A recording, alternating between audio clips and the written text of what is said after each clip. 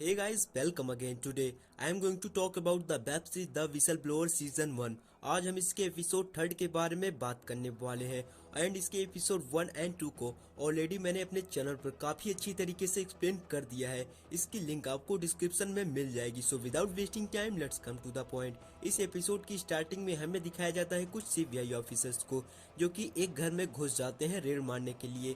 वो घर होता है ओमकार का और सीबीआई रेड मारने के बाद में उसके घर पर बहुत सारा सोना चांदी और पैसा मिलता है। लेकिन ओमकार एक बाथरूम में जाकर दादा को बता देता है कि पैसे वहां से हटा दो, पुलिस को पता चल गया है। और वो वापस से उन लोगों के पास में आकर बैठ जाता है। और दूसरी तरफ प्रज्ञा, हेमंत और वो न्यूज रिपोर्टर आपस में बैठकर बात कर रहे होते हैं और वो लोग अनूप के बारे में बात करते हैं। गाइस, उन लोगों को पता होता है कि अनूप ही उन स्टूडेंट्स का फॉर्म भरता है जो कि इलीगली पुलिस, एसआई और डॉक्टर्स बनते हैं। और यहाँ पे हमें ये भी पता चलता है कि हेमंत जो कि जेडीए का सेक्रेटरी होता है और वो लोग उसे एक शो में बुलाना चाहते हैं। वो लोग प्लान बनाते हैं और दूसरी तरफ एक पुलिस ऑफिसर हैकिंग की मदद से उस बंदे का कॉल ट्रैक करता है जो कि किडनैप हुआ था उस पैसे गिनने वाली मशीन को ठीक करने के लिए। और वो दोनों उस जगह पर जाने वाले होते हैं जहां पर ढेर सारा पैसा होता है। और दूसरी तरफ हमें दिखाया जाता है अनूप को जो कि एक बंदे के साथ में संकेत से मिलने आता है। वो बंदा वो होता है जिसका संकेत ने एग्जाम लेकर पास कराया होता है। और संकेत अनूप से मिलकर कहता है कि मिलने आए हो या उठवाने आए हो। अनूप कहता है कि आपको उठवाऊंगा तो मैं दुनिया से उठ जाऊंगा। और वो बंदा जो संकेत से मिलने आया होता है वो संकेत के लिए न्यू रोलेक्स की एक महंगी वॉच ले आया होता है जो कि काफी ज्यादा महंगी होती है। पर संकेत उस महंगी वॉच को अनूप को गिफ्ट कर देता है जिससे अनूप काफी ज्यादा खुश हो जाता है क्योंकि वो उसके लेवल के बाहर की चीज होती है। और वो दोनों वहां से चले जाते हैं। और दूसरी तरफ एक मिनी ट्रक उस खुफिया जगह पर पहुंच जाता है जहां पर बहुत सारे पैसे जमा होते हैं। और वहां के आदमी जल्दी जल्दी उसमें सारे पैसे भर देते हैं क्योंकि पुलिस को उस किडनैप हुए बंदे के थ्रू उस लोकेशन के बारे में पता चल गया होता है। और वो लोग भी उस जंगल में बस पहुंचने ही वाले होते हैं। वो लड़का बता रहा होता है जो किडनैप हुआ था कि लोकेशन मुझे एग्जैक्ट पता नहीं है क्योंकि मेरी आंखों पर पट्टी बंधी हुई थी। और दूसरी तरफ वो मिनी ट्रक पैसे लेकर वहां से चली जाती है और थोड़ी ही देर में वो पुलिस की कार भी वहां पर पहुंच जाती है। मगर उसके वहां पहुंचने पर सब कुछ खाली हो चुका होता है और उनके हाथ कुछ भी नहीं लगता। वो लोग वहां की पूरी जगह तलाशते हैं और वो मिनी ट्रक पैसे को लेकर वहां से चली जाती है। और आगे वो न्यूज रिपोर्टर एक कंपाउंड में घुस जाता है और उसके साथ में उसका कैमरा भी होता है। दरअसल ये साधु का कंपाउंड होता है, साधु जो कि जयराज का अपोनेंट होता है। और यहाँ पर इलीगल पुलिस, डॉक्टर, एसआई सभी की ट्रेनिंग कराई जाती है और वो ये सबको देखकर दंग रह जाता है और अपने कैमरे में सब कुछ शूट कर लेता है। और दूसरी तरफ दिखाया जाता है उसी डिबेट को जिसके बारे में प्रज्ञा पहले बात कर रही होती है, जिसमें शामिल होती है डॉक्टर प्रज्ञा, डॉक्टर हेमंत और रिलायबल मेडिकल कॉलेज के founder doctor Ashwin Bhadauria and etcetera. यहाँ पर प्रज्ञा अपने फ्रेंड के मुद्दे को उठाती है जिसे उस पुलिस एसएचओ ने जान से मार दिया होता है। और डॉक्टर हेमंत बताते हैं कि हमारे भोपाल में डिजर्विंग कैंडिडेट से ज्यादा एक पैसे वाले की डॉक्टर बनने के चांस ज्यादा है और ऐसा हर कॉलेज में होता है और रिलायबल में भी। पर डॉक्टर अश्विन भदौरिया इस चैलेंज को एक्सेप्ट कर लेते हैं और कहते हैं कि अगर हमारे कॉलेज में एक भी फेक एडमिशन दिखा दो तो मैं पुलिस के सामने सिलेंडर कर दूंगा। और दूसरी तरफ अनूप उस कैमरे में छुप छुप कर फोटो ले रहा होता है मगर वो पुलिस से सच्चो उसे देख लेता है और वो वहां से भागने लगता है। मगर काफी भागने के बाद में वो पुलिस से सच्चो उसे पकड़ लेता है और उसका कैमरा तोड़ देता है और उसे बहुत मारता है। और वहां पर साधु भी आ जाता है और वो ये सच्चो उसे समझाता है कि पत्रकार सस्ते होते हैं पर उनकी जान बहुत महंगी पड़ जाती है।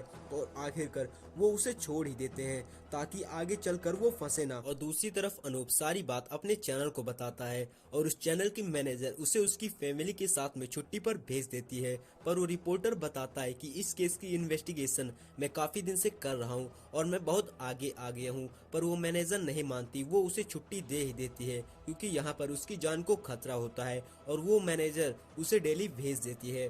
और दूसरी तरफ दिखाया जाता है संकेत और प्राची को जो कि संकेत से ज्यादा क्लोज आने की कोशिश कर रही होती है। मगर तब भी प्रज्ञा आ जाती है और वो दोनों प्राची को पीछे बैठा देते हैं।